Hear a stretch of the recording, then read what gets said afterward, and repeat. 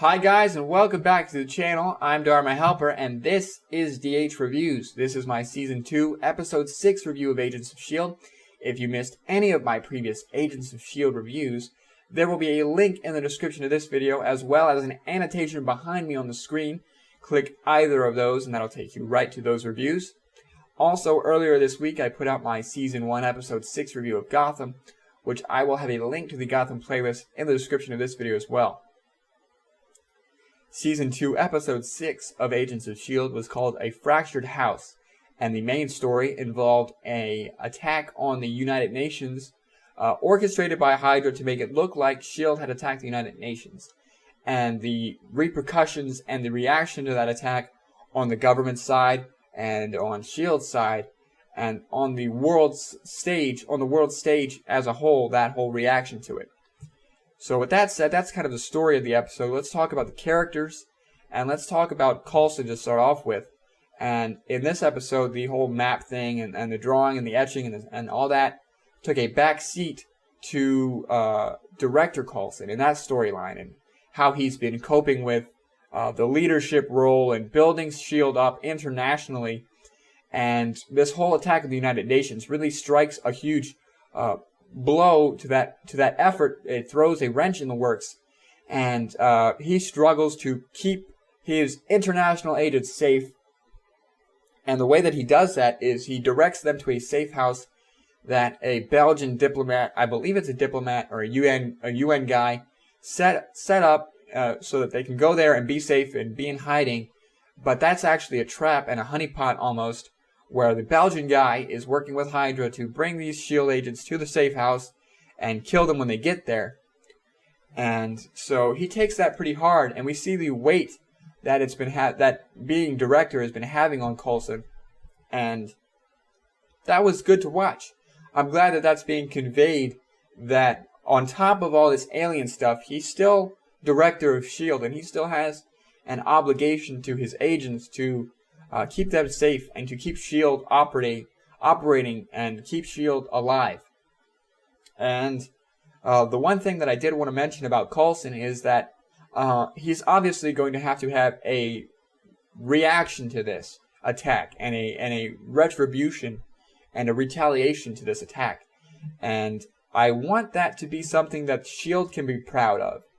And when I say that, what I mean is that I've been talking about, in my reviews, I've been talking about how Hydra and S.H.I.E.L.D.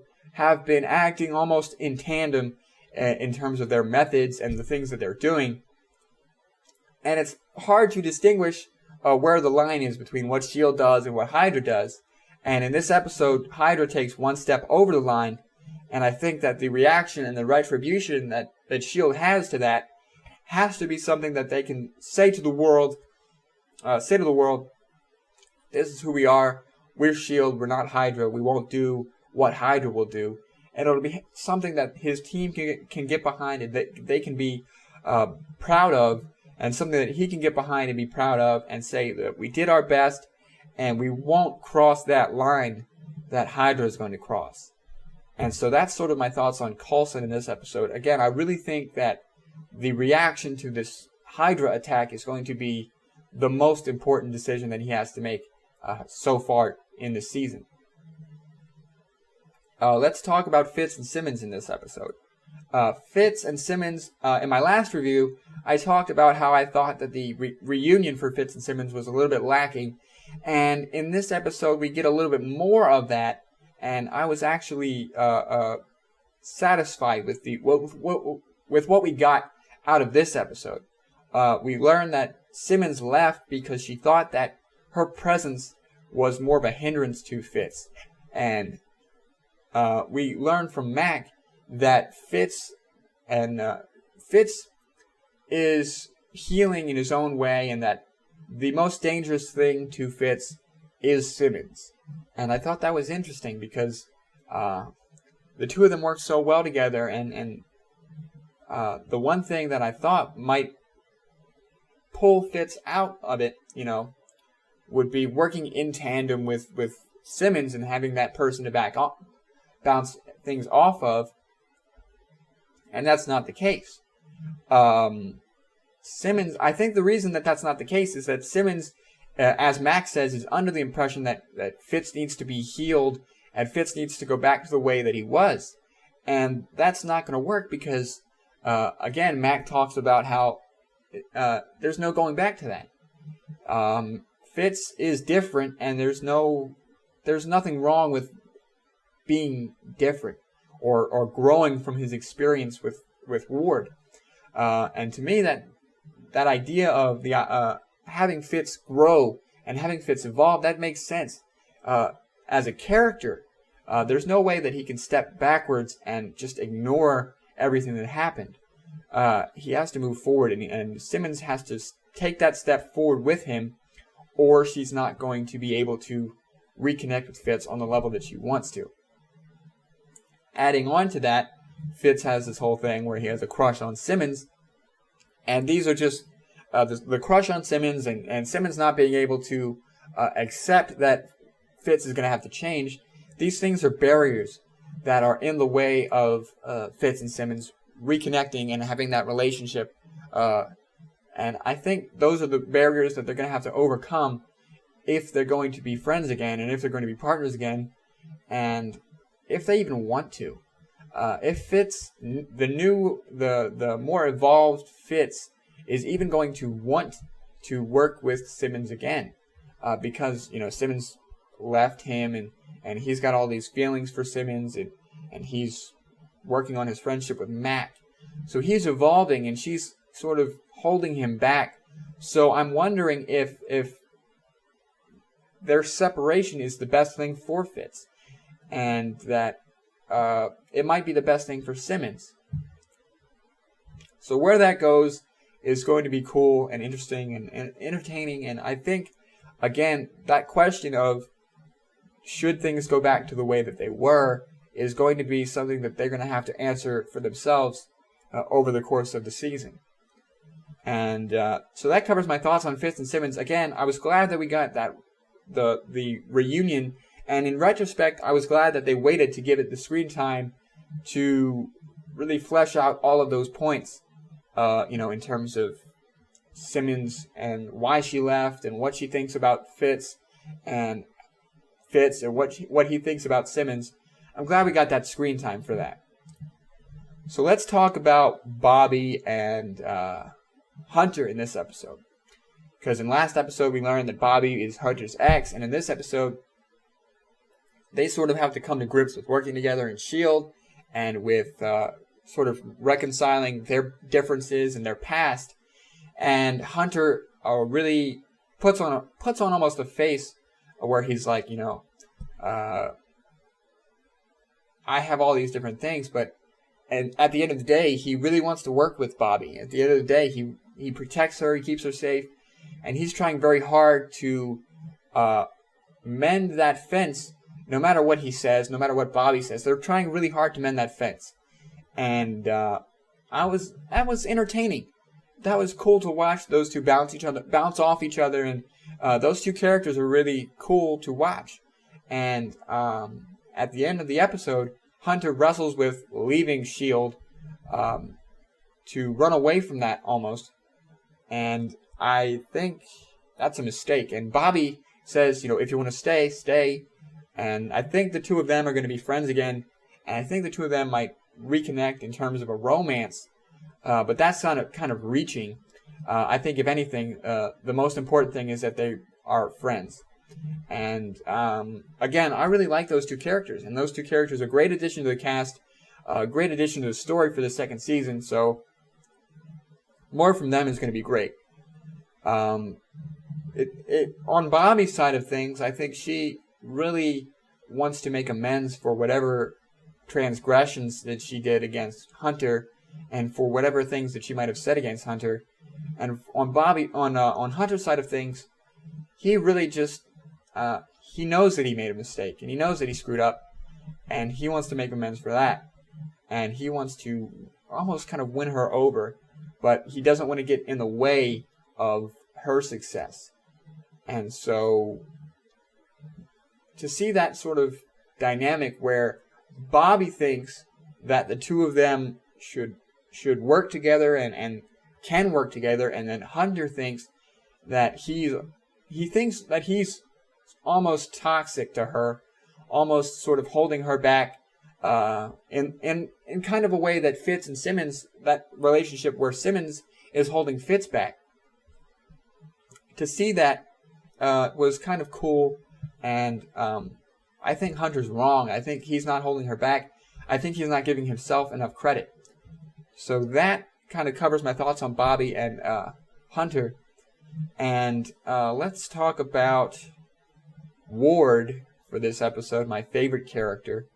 Ward, I am referring to, of course, Christian Ward, the senator, my new favorite character, in that, he's got this very anti-S.H.I.E.L.D. stance at the beginning of the episode, and he uses the UN attack to further his agenda, where he says, if S.H.I.E.L.D. is a terrorist organization, if you're harboring S.H.I.E.L.D., I'm going to find you, and we're going to prosecute you, and we're going to prosecute all these agents. And he sort of forces Coulson's hand to push him into the arms of Hydra and that Belgian diplomat.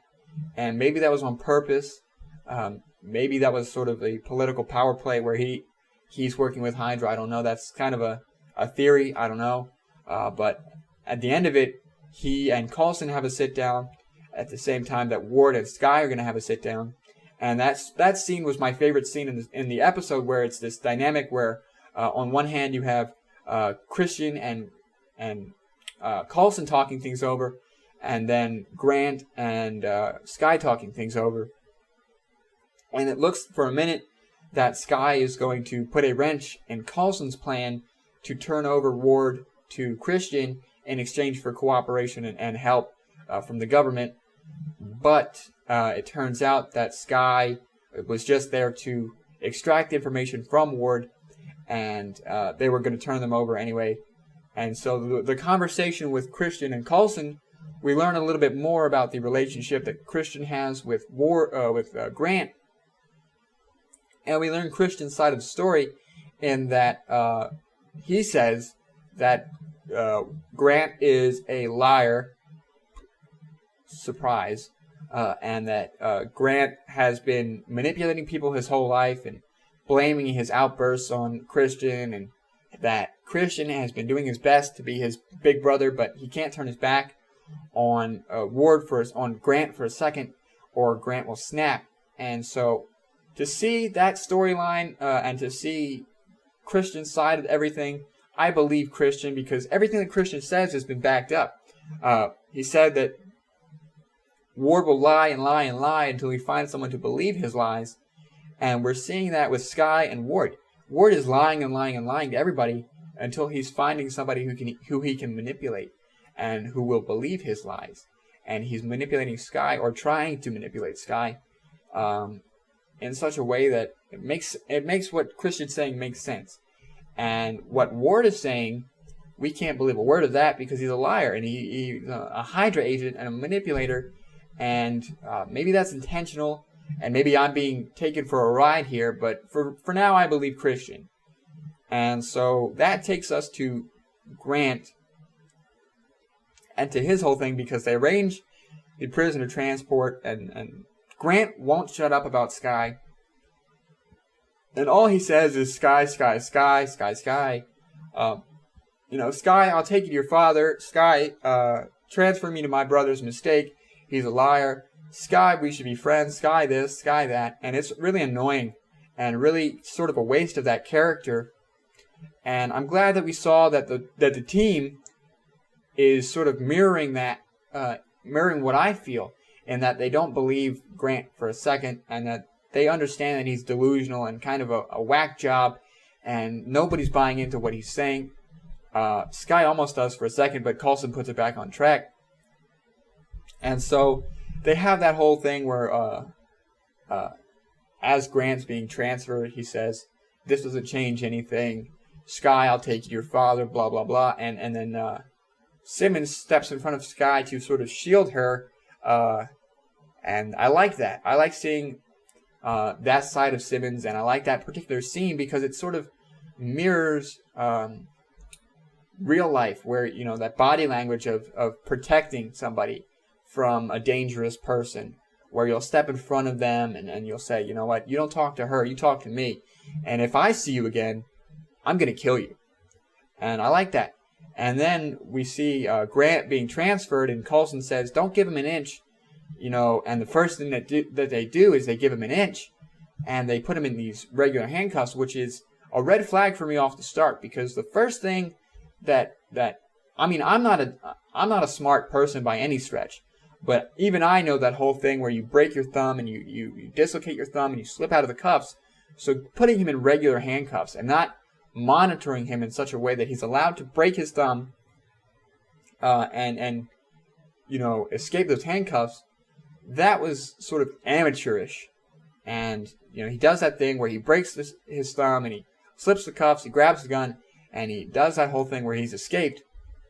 And I would say that I'm not sure where he's going to go or what he's going to do, but that's a lie. I mean, I know what Grant is going to do and where he's going to go.